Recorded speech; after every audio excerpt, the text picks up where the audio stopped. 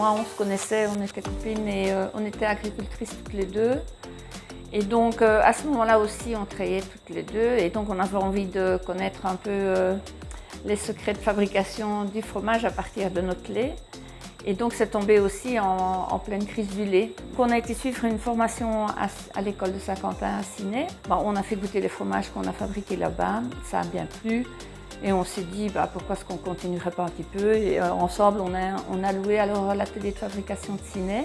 Et au bout des 3 années, on devait quitter les lieux de Ciney pour laisser la place aux autres. Donc on devait prendre une décision. Et c'est à ce moment-là qu'on a décidé de faire une fromagerie dans un local qui se libérait dans notre ferme.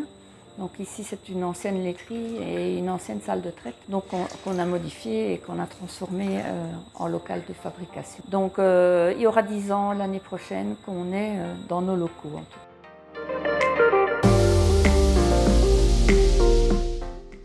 Je pense qu'on a été contacté il y a plus ou moins 1 an.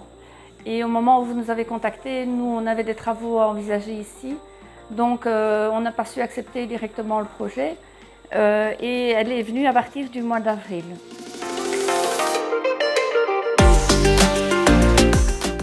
Le fait qu'elle vient le lundi matin, nous, c'est le jour qui correspond à l'entretien des fromages et à la fabrication des différents fromages. Donc, elle nous aide pour ce qui est du frottage des fromages comme elle fait aujourd'hui.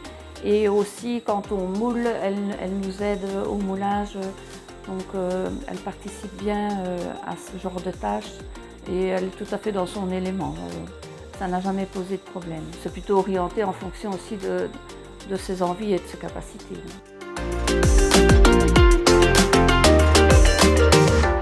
Oui, je trouve qu'elle a été très vite mise dans le bain.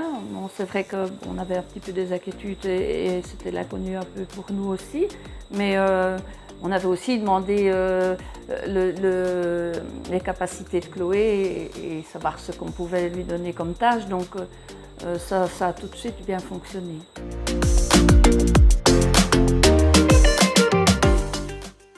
Comme on était deux, on en a parlé ensemble pour savoir si on pouvait participer au projet. Du fait que Chloé avait des capacités aussi pour nous aider, on s'est dit pourquoi pas. Et en plus, je trouve que c'est chouette aussi à notre niveau social de pouvoir donner aussi un coup de main et pouvoir aider Chloé si elle a envie de s'épanouir dans un peu autre chose. Je trouve que pour elle, c'est quand même enrichissant aussi.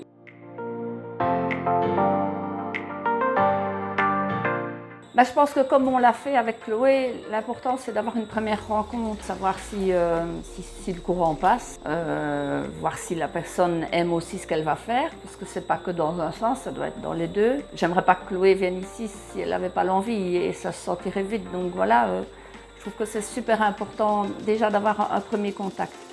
Et puis après, on a aussi délimité le temps que Chloé venait chez nous. On a choisi aussi le jour, la période.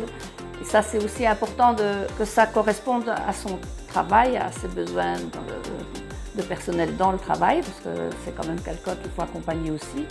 Et donc ça, c'est important d'y réfléchir ensemble et de bien fixer des horaires de travail qui conviennent.